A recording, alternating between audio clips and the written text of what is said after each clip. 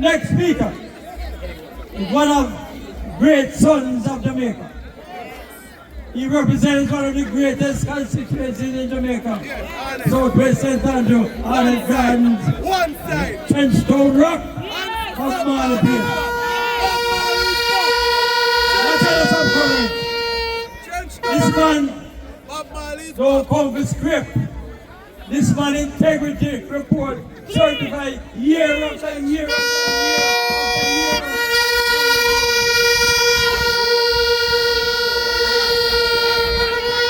When it comes to legislation, we can tell you, we pass some strong legislation in Jamaica. This man was the man, the architect. I see the paper, them talk about fixed election date. Fixed election date set in the local government laws, written by this man, Government Mark, Government Golden. So, the man of his word and integrity.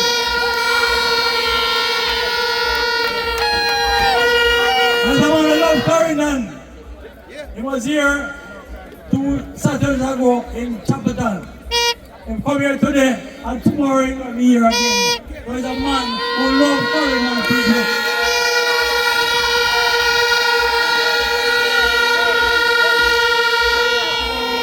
If Jamaica can fix, only one man I see right now in Jamaica can fix it. Mark, Nelson, Golden, next time, Jamaica, Jamaica.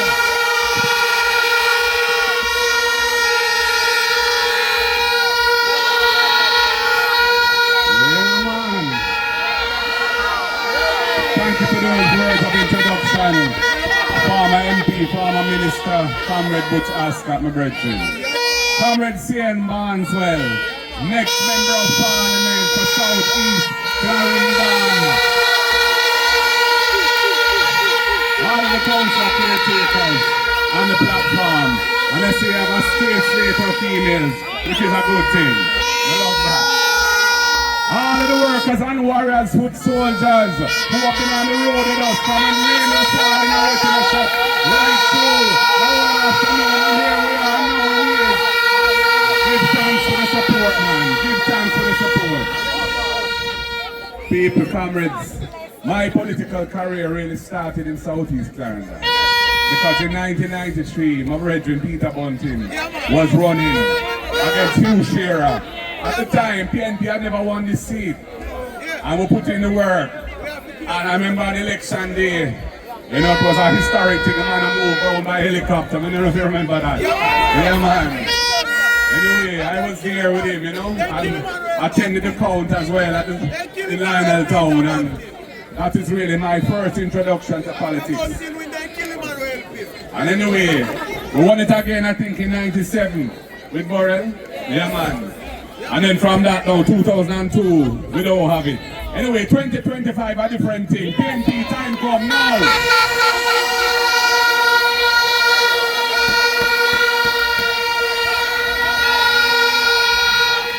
I'll tell you, Comrade C.N. Barneswell, I like the vibes on the ground.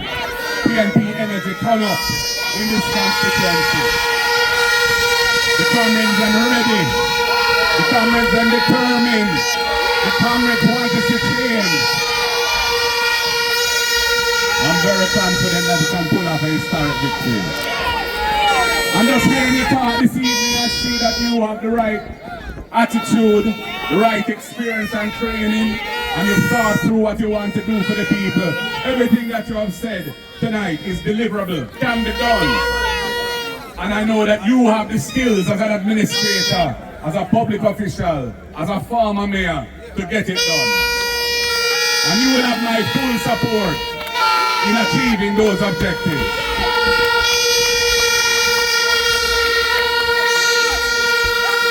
And I can tell you, the investors who are looking at doing the thing in Money Musk have met with me already. Oh, yes. Yes, and so we already have a relationship. And when we win government, we will see how we can do to expedite and get those things rolling again.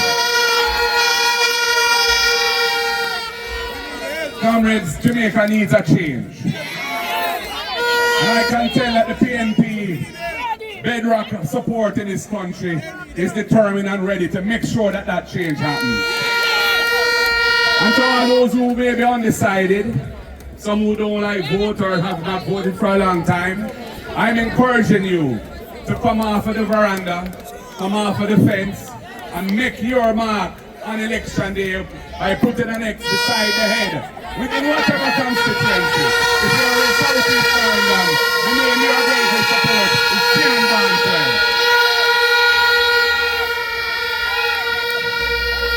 We are committed to improving the standard of governance in the country.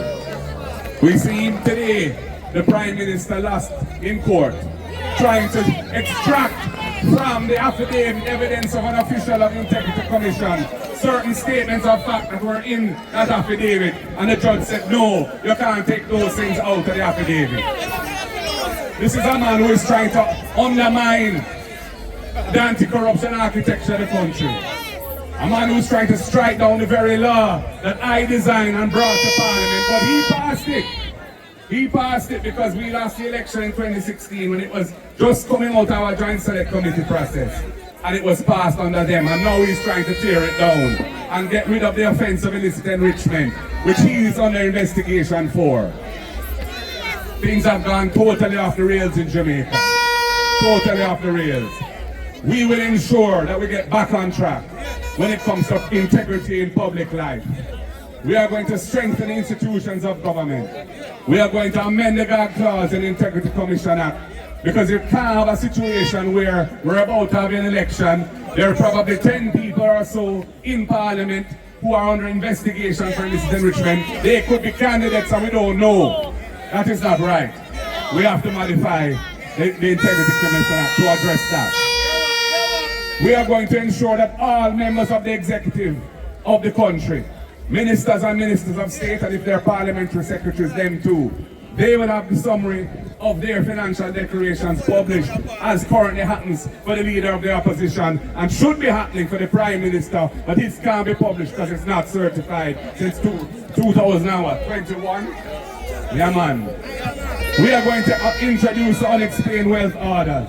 We are going to introduce impeachment legislation to amend the Constitution, because it cannot be right that a member of Parliament is caught on video in a parking lot beating a woman with a stool all over her body, and he's still in Parliament, and he's a candidate for the same party that he's committed the atrocities. That was very wrong.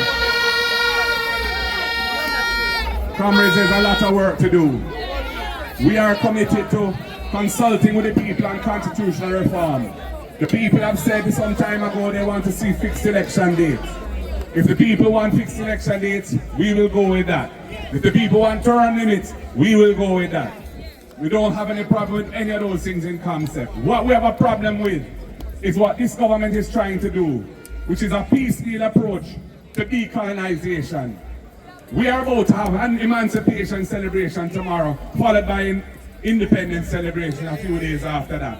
How can we want to pursue a process where we're not fully decolonizing, but we're partially decolonizing? We're going to remove the King of England as our head of state, but we're going to keep his court, his colonial court established right after slavery was abolished, and keep that as our final court, where our people can't even get there, because to take a case there, you have to be a multi-millionaire and you have to have a UK visa. That is not right. That is denying access to justice for the people of Jamaica. That is why we want full decolonization now. We don't want a head of state of foreign. We don't want a court over there either. We have the Caribbean Court of Justice, the Caribbean Court of Justice. Jamaica put our money into that trust fund to support that court financially for the rest of its life. We put in place with the other CARICOM countries the Regional Judicial Service Commission to ensure the judges are fair and impartial and not politically motivated. And it has developed a strong legacy already in its 20 years of existence of the highest quality jurisprudence. And the countries in the Caribbean that have acceded to its jurisdiction as a final court are benefiting from that. Their people have access to justice. Guyana has had their total land law clarified, which was in a mess before, because they've been able to bring over 50 cases to that court to sort out those issues. And look at Guyana now, growing at nearly 50% per annum. Oil and gas money pouring in and investing and taking them out of poverty. That is why it's important that we have a final court which is accessible to the people. The Jamaica Labour Party needs to stop blocking that so that the people of Jamaica can move forward in progress.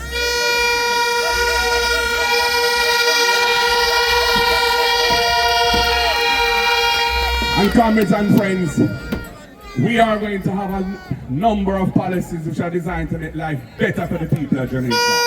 Better when it comes to housing, building affordable housing, using public lands, not agricultural lands, but public lands for housing all across the country. Making affordable houses on those properties, and when we sell them to the people, we won't include the value of the land in the price. So you're getting the land for free when you buy the house. So once you buy the house, you're already much richer than you were before. And for young persons who struggle to find a deposit, we're going to create the Young Person Deposit Fund in the NHT. Join the NHT, and if you're there for 2 years at least, you will be eligible from you're up to 35 years old for a grant. Money you don't have to pay back, to put down the money and pay down on your first house and step up into ownership. We want to build an ownership society here in Jamaica. And if you can't qualify for a mortgage now because you don't have a pay slip, you're not formally employed, you don't get a pay slip every month or every fortnight. You might be a taxi driver, you might be a hairdresser, you might have a cook shop, you might be a farmer. We are going to say, all right, we want you to qualify for a mortgage so you can buy a house too, through the NHT. So you can go into the house as a tenant, pay the rent at the same level of the mortgage, and after 6 months, if you've been paying every month and your payments are on time, you will have qualified for the mortgage. You don't need a pay slip. You can draw down on the mortgage, you can buy the house and move from being a tenant and paying rent to being an owner with your own door key. When it comes to education, we want to ensure that the reasons why children miss school in Jamaica now, which is a lot to do with the cost of lunch money and the cost of transportation to get the children to school. We want to address that issue. So we're going to be spending an extra $9 billion to ensure that every needy child gets at least one hot, nutritious meal every day at school, primary and secondary. And we're going to check with the schools and the social workers and find out which children are missing school because they can't afford the transportation costs. And we're going to provide a subsidy to those families, $500 a day, which is $2,500 a week, which is $10,000 a month, and cover their transportation costs for those children to get them to school and back safely. We will vet the transport operators, make sure they have a clean record, make sure they're decent and reputable, and they will benefit as well from the expenditure on the transport system. Buses, and where buses can go, taxis. We know that there are children out there who do well in school, who behave themselves, focus on the schoolwork, get them subjects, avoid bad company, and they want to go further in education, but they don't have it, and they can't face it, and they can't cross it. Well, we have the First in Family program. If you are the first person in your family to have qualified for university or college, you will be entitled to a full scholarship from under the next PNP government of Mark Jefferson Golding to take yourself to college or university. And we're doing it for you and we're doing it for your family because we expect you to pay that forward and ensure that your little brother and sister also get a benefit from whatever you can achieve in life, and you lift your family out of poverty, because we don't want to see poverty move from one generation to the next.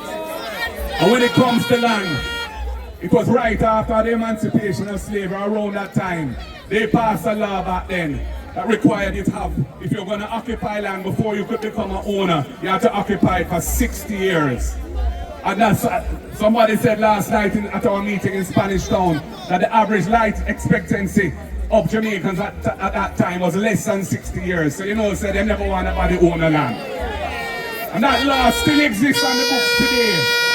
Well, tomorrow's emancipation day, I'm here to tell you that the People's National Party, when we form government, we're going to change that law. We're going to reduce that period from 60 to 25. And if you've been on the property for 25 years, you are entitled to a title for the land that you occupy. And you will become an owner of the rock.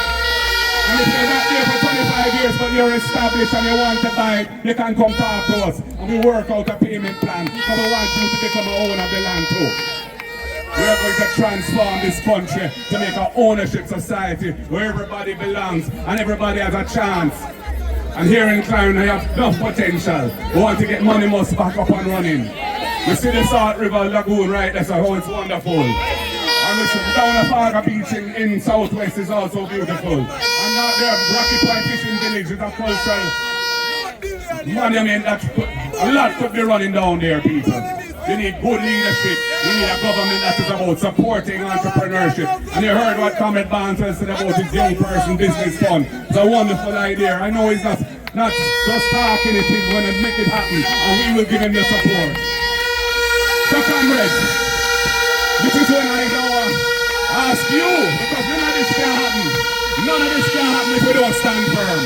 None of this can happen unless we're determined to make sure the man win and then the PNP win and that I man become Prime Minister. So when them come with what I don't come with, then we come with them look at this and they go come with them look at that. But we not take it or we take it, we not change our mind. We're doing what we have to do. X beside the head, Sian Barnes win, next member of Parliament, People's National Party, next government, I'm a Marty G, next Prime Minister. Are you ready? Are you ready? Are you ready? Power to the people! Power to the people! Power to the people! Ready up, comrades. The word is now. God bless you all. Thank you, Comrade Leader. Powerful message has been sent. PNP, time come. Let us sing the Jamaica Arise before we leave. From there to stand my countrymen all, away from the sun, and answer the call. The torch has been lighted, the dawn is at hand. Who joins in the fight for his own native land? Land of my birth, I pledge to be loyal, faithful, true to be. My comrades safe, the book safely. Love you, love the guys. See you on the campaign trail. See out there, comrade. Victory is mine. And safe journey home. Thank you. Happy Independence Day when it comes. And take care until we meet again out there in the communities, campaigning for victory. Thank you again, comrades. God bless you all.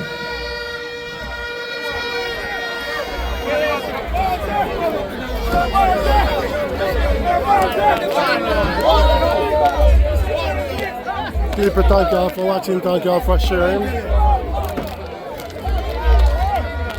Time come, cameraman, time come! Alright. One PNP, time come! Alright. See the people there have it. What? Where is it? Where is it? Where is it? Alright. Clean, clean. Where is it? Where is it? We'll walk them, man. We'll walk them, man. Alright, alright. Different one in this time, different one in this time. Alright, alright. We have to take it back again. So Take it back again, notice.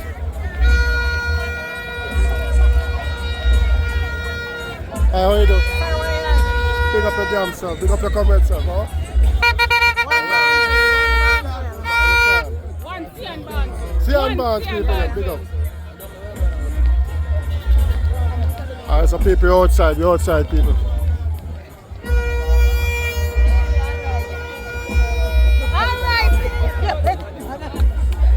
Baby mother, big up your baby mother, them. See them come out?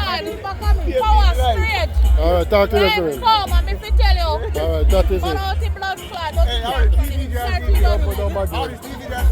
Last on the trade YouTube channel. Last on the trade YouTube channel.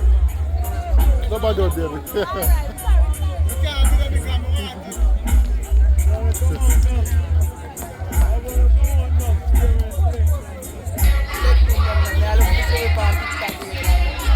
YouTube, man, YouTube.